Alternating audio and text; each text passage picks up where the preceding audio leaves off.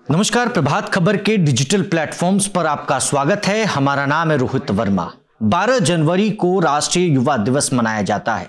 स्वामी विवेकानंद जी की जयंती है और युवा दिवस के रूप में सभी लोग मनाते हैं।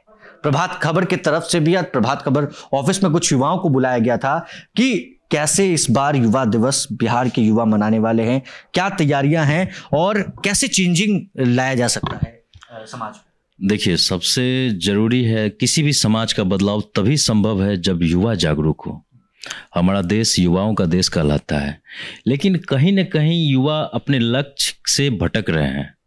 स्वामी विवेकानंद जी का थॉट है, उठो, जागो और तब तक नहीं रुको जब तक लक्ष्य की प्राप्ति ना हो। लेकिन कहीं न कहीं आज के युवा उठते हैं, जागते हैं और मोबाइल लेकर के 2 GB का डाटा खत्म करके फिर सो जाते हैं, पीछे रह जाते हैं। वो अपने लक्ष्य, उसको पता ही नहीं कि उसका लक्ष्य क्या है।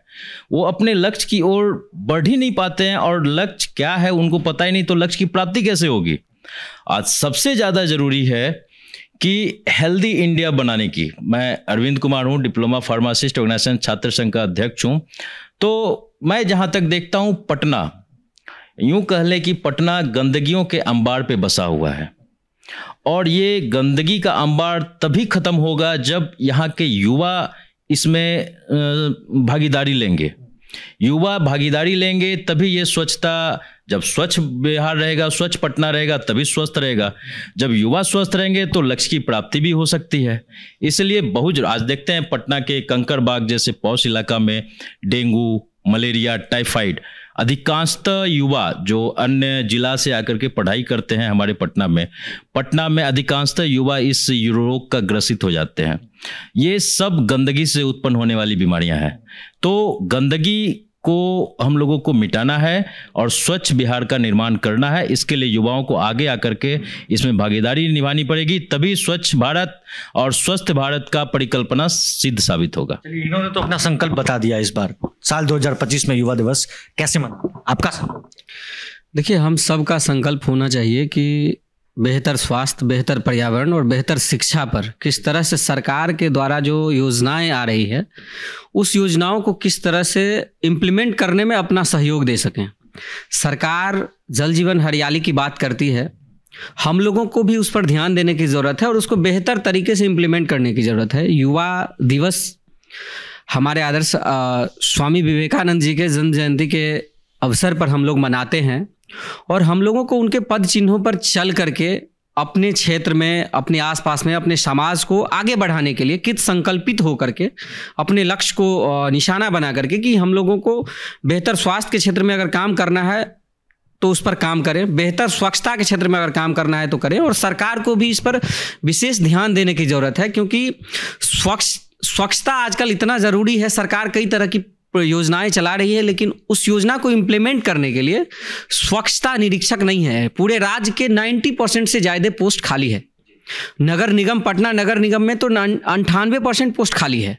तो सरकार को इस पर चाहिए कि उस ट्रेंड वर्कर्स, जो सरकार भी अपने संस्थानों में पढ़ाई करवाती है, तो उस पर बहाली हो और इसके साथ साथ रोड ट्रैफिक एक्सीडेंट जो अक्सर होता रहता है, तो उस पर भी हम लोग युवाओं को जागरूक होकर के इस पर आवाज़ उठाने की ज़रूरत है। और सड़क के किनारे जो तमाम ट्रॉमा सेंटर खुले हैं, जिस क्षेत्र में भी युवा हैं, वो अपने आसपास के अस्पतालों को देखें, वहाँ की स्थितियों को देखें और उस पर आवाज़ उठाए, चाहे स्थानीय जनप्रतिनिधि हो या बड़े राजनेता हो।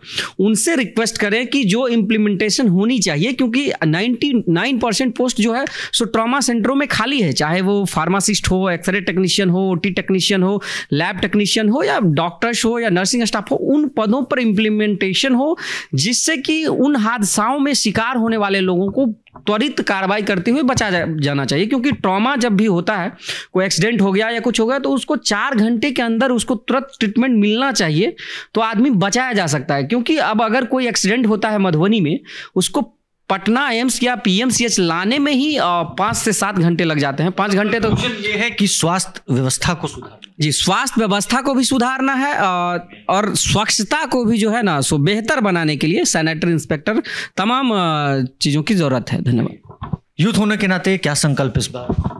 देखिए, यूथ होने के नाते और खास करके आप लोगों की कृपा से मैं उसका नेता भी रहा हूँ, उसकी पीड़ा को मैं समझता हूँ। आजकल हमारे यहाँ सिर्फ यूथ कहे जाते हैं, बस वो झंडे ढोने वाले, भीड़ जमा करने वाले। पढ़ाई से कोई मतलब अब नहीं रहा है, क्योंकि आदमी को सबसे पहले आज के आर्थिक युग में सबसे पहले पैसा कमाना होता है। आज जो दयनीय स्थिति युवाओं की है कि पहले जैसे ना तो लोगों को सही मार्गदर्शन मिल पाता है, ना तो सही शिक्षक मिल पाते हैं, और ना तो कोई मोटिवेशन देने वाला कोई व्यक्ति मिल पाता है। शिक्षक भी आजकल बिजनेस के तौर पर उतर गए हैं, और लोगों में इतनी पीड़ाएं आ गई है छात्रों में कि वो कुछ आगे कर नहीं पाते हैं।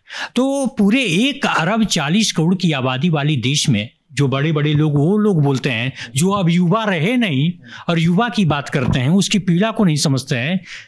तो मुझे लगता है कि ये बड़ा दुखद है, और युवा सिर्फ एक वोट बैंक के रह गया है, भीड़ बढ़ाने का एक जिंदाबाद मुर्दाबाद करने वाले रह गए हैं, लेकिन उसे कोई आगे नहीं बढ़ाता है, क्योंकि सब लोग अपने परिवार को बढ़ाने में लगे हैं।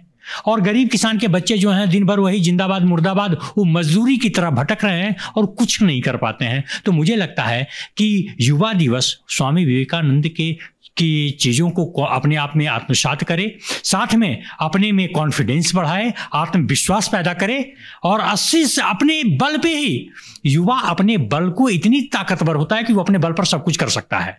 तो मुझे लगता है कि युवा को पहले अपने आत्मविश्वास, अपने स्वाभिमान को जिंदा करना होगा, तभी वो कुछ कर सकता है। नहीं तो दूसरे का पिछलग्गू और झंडा ढोने से यो युवा तो हैं, लेकिन वो किसी राष्ट्र के लिए कुछ अच्छे नहीं कर सकते। शहर को सुंदर और स्वच्छ बनाने के लिए तो सबसे पहले यहाँ होता है कि हम किसी को 200 मरना बंद करें कि फलना कर देगा, फलना कर देगा। पहले खुद में आत्मसात करनी चाहिए। उसका डायग्राम देखिए, उसको सही बचपन से ही प्रशिक्षण दिया जाना चाहिए।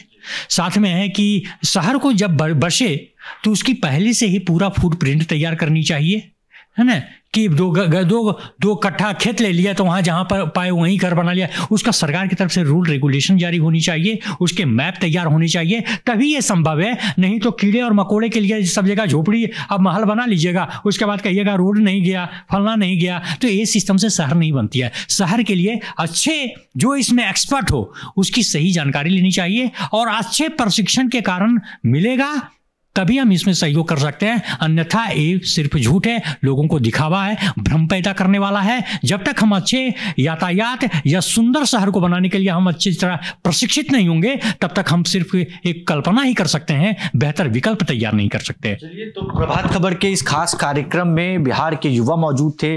12 तारीख को राष्ट्रीय युवा दिवस मनाया जाना है, और क्या संकल्प इस बार होगा, किस तरीके से पटना शहर को सुंदर और स्वच्छ बनाना है, उनकी राय जानने के लिए यहां पर हमारे साथ बिहार के युवा मौजूद थे। प्रभात खबर के लिए पटना से रोहित वर्मा। प्रभातखबर.com, विश्वास वही, रफ्तार नहीं।